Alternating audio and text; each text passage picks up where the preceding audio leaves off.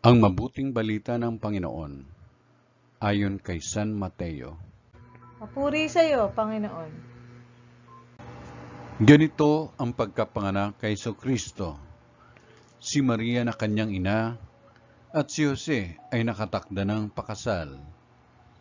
Ngunit bago sila nakasal, si Maria ay natagpo ang nagdadalang tao. Ito'y sa pamagitan ng Espiritu Santo. Isang taong matuwid itong si Jose na kanyang magiging asawa, ngunit ayaw niyang mapahiya si Maria, kaya ipinasya niyang hiwalayan ito ng lihim. Samantalang iniisip ni Jose ito, nagpakita sa kanya sa isang panaginip ang isang anghel ng Panginoon.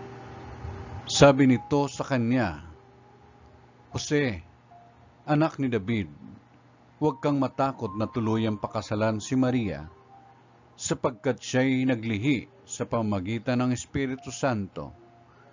Manganganak siya ng isang lalaki at ito'y pangangalanan mong Jesus, sapagkat siya ang magliligtas sa kanyang bayan sa kanilang mga kasalanan."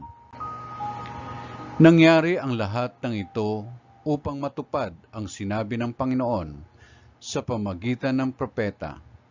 Maglilihi ang isang dalaga at manganganak ng isang lalaki, at tatawagin itong Emmanuel, ang kahulugay kasama natin ang Diyos.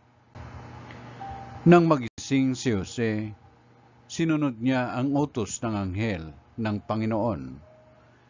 Pinakasalan niya si Maria.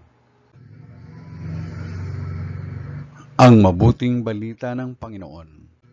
Pinupuri ka namin, Panginoong Jesucristo.